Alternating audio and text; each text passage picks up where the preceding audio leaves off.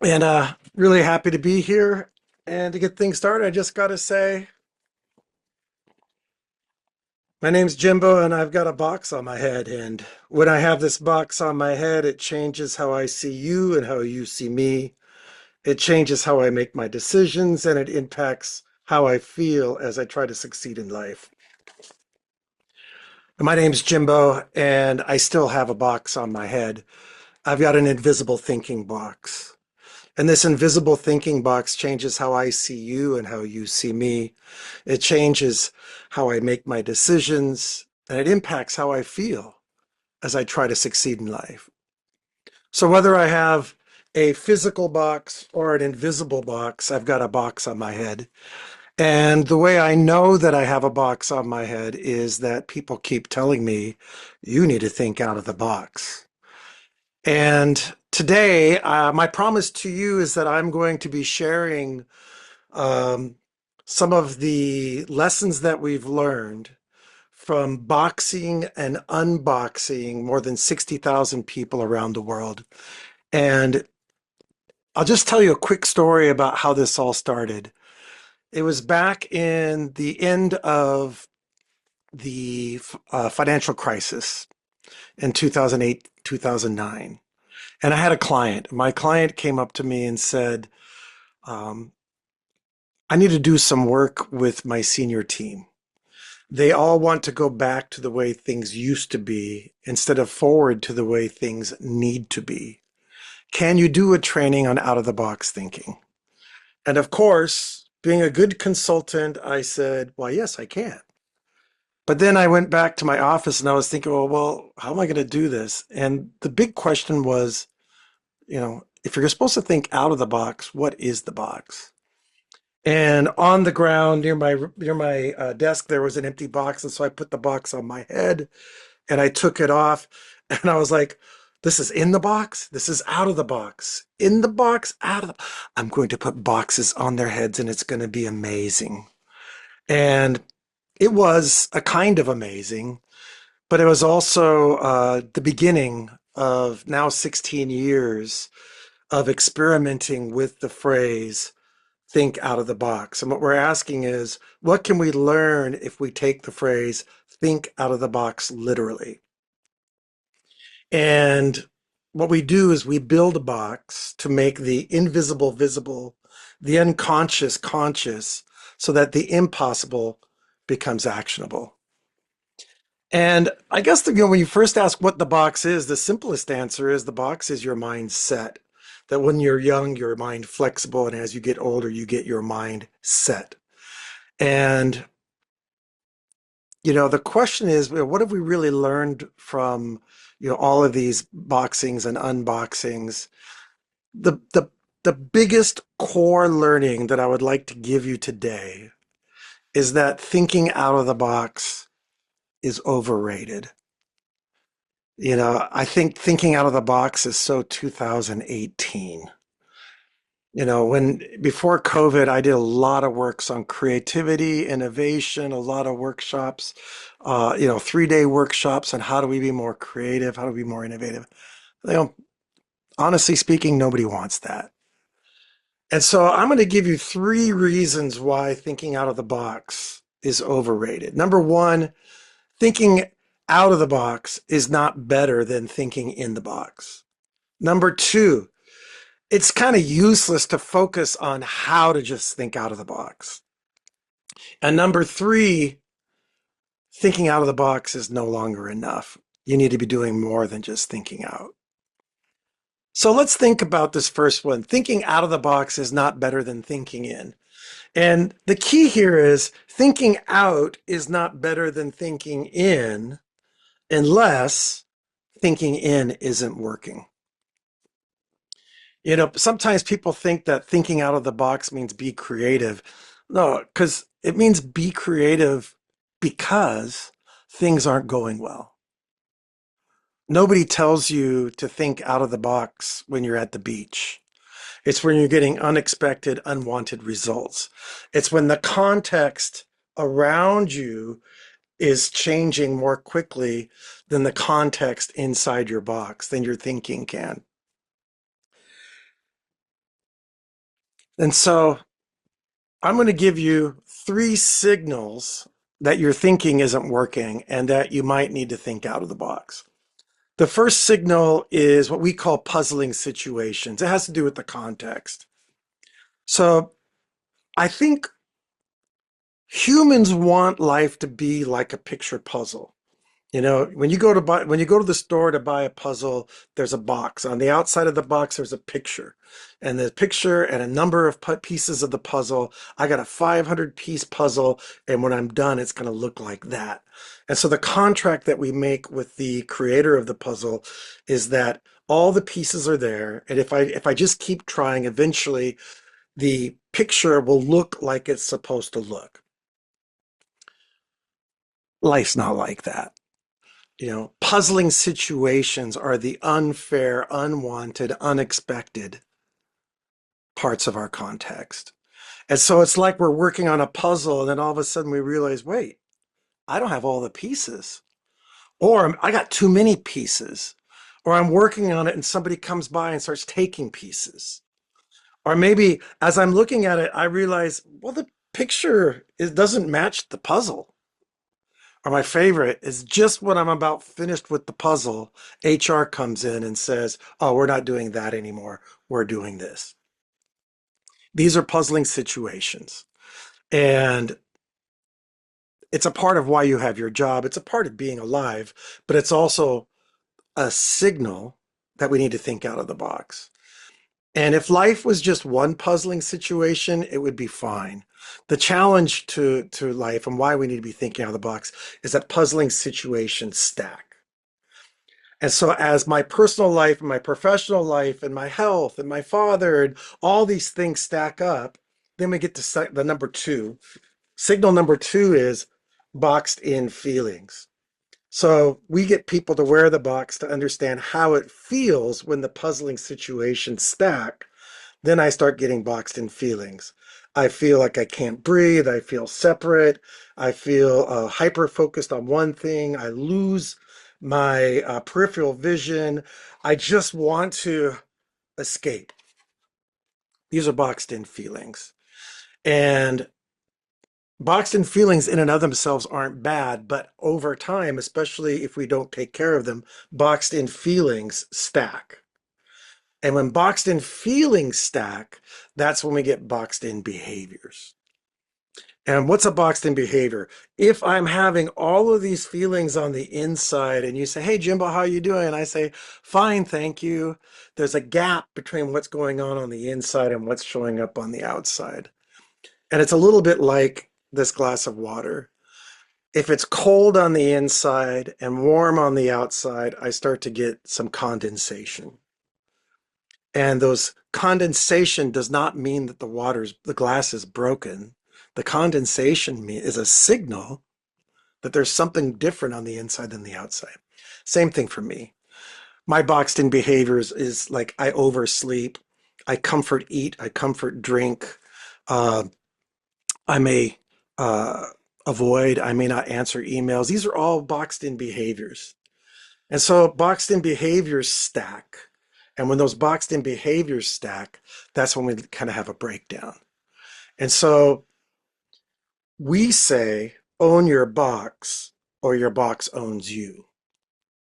And the owning you is when your unconscious thinking takes over for your conscious thinking.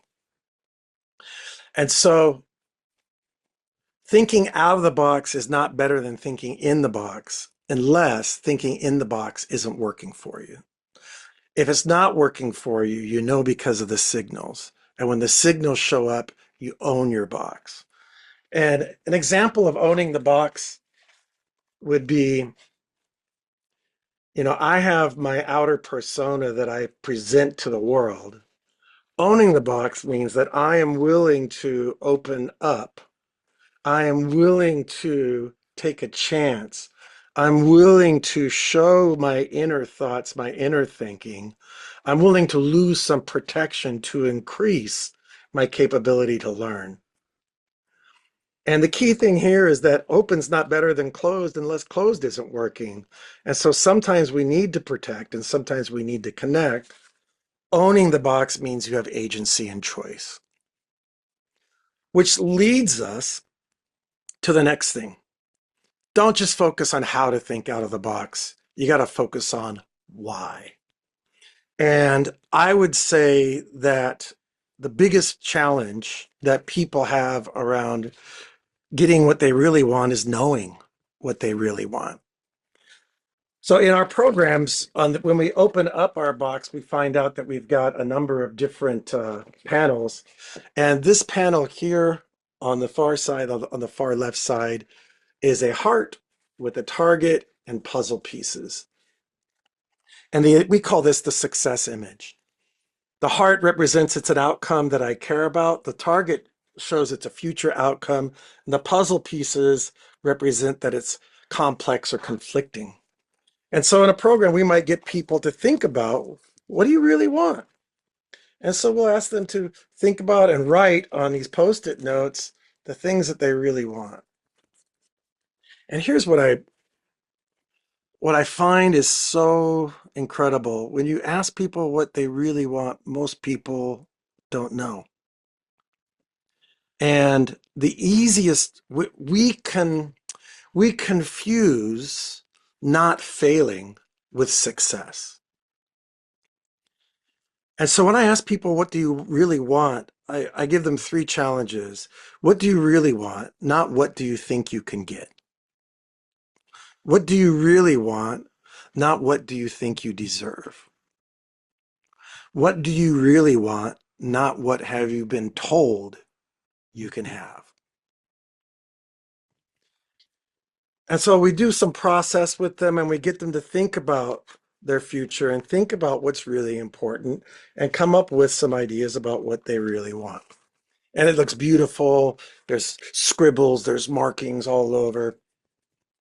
And then that leads us to the next part, which is choose your can'ts, like I can and I can't. And in our model, what we have here is we'll have a, that's so funny. I use a green screen and this is invisible. Okay. We've got what we want, and then we've got a battery. So there's the red side and the green side. What it represents is I make choices based on energy. Some things positively energize me and some things negatively energize me. And so the simple way of thinking about this is I want this, but I think this. I want to get on and off airplanes when I'm 85, but I think I'm lazy and I think I don't like going to the gym. I want to spend more time with my family, but my son's a professional baseball player, and so he's really busy. All these things. So I want, but. And so we get them to list out their contradictions. Sounds a little nicer than but, doesn't it? Yeah. List out their contradictions, list out their buts, list out the reasons why. And now my favorite exercise of this part. You got to choose your can'ts. So you got to decide, which of these do you see as true? Because they can't both be true. I want this, but I think this. I got to make a choice. Either I keep thinking this and let go of a future idea, or I keep wanting and desiring what I really want and I let go of my contradiction. And the way we get them to let go is by actually punching out a hole in the box and throwing out the old ideas. So the problem isn't your thinking, your problem is your successing. And if you want to be creative, the easiest way to become more creative is to ask for more. And by asking for what you really want, you'll find yourself letting go of these old stories. And so that's why we say don't focus on how to think out of the box, focus on the why. Now, the next one is thinking out of the box is no longer enough. You need, because AI can think out of the box for you. I know tomorrow Megan Torrance is going to be with you and she's going to explain how AI can save you. And she's right.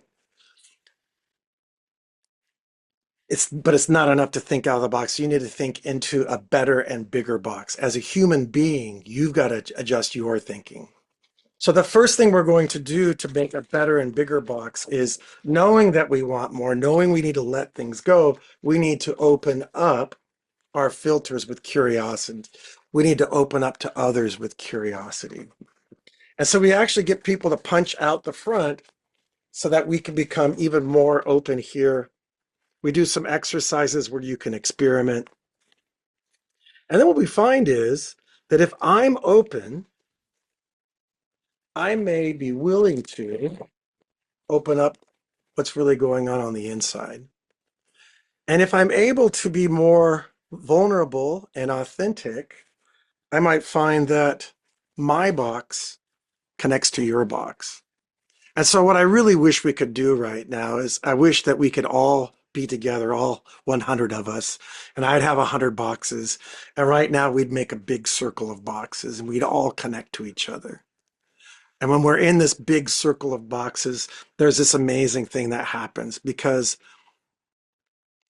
when I think about my buts and my can'ts, it's all because I'm thinking about what can I do? And that's just the wrong question. Instead of asking, what can I do? It should be, what might we do? And so when we connect and you realize that you are not alone, when you realize that together we can do things that any one of us can't, there's a kind of optimism that shows up. And that shows up as what becomes possible. But there's also a really amazing moment where we get people to turn around. And the turnaround is we stay connected, but now we're looking out instead of in. And it's like if you've ever played peekaboo with a baby and you go, hey, where's daddy? Peekaboo. The exact same thing happens with us. Like when we're in a conference or when I'm talking, like when I was talking with Marco at ATD, man, we were together. But the moment that we separate, we forget. And so what becomes possible if we don't forget that we are not alone? If we don't forget that we can connect? And I'm going to give you 4 sentences, and these are the real learnings of what I've learned from the box. Number 1, I am willing to love and support those around me. And I think all of us would raise our hands. Yep, I'm willing, I'm willing to love and support others. Number 2, a little more difficult. I am surrounded by those who love and support me. Number 3, this is where it gets trickier. I deserve the love and support that surrounds me. And when we don't think we deserve is when we start forgetting the connection. And then the fourth one is I am willing to ask others to love and support me. And so I'm convinced it's not how you think, it's who you think for. And if you really want to be creative and if you really want to make a difference in your world, you've got to stop thinking on your own and start thinking with a bigger and better box. So thank you very much. Had a fantastic time. I hope you enjoyed it.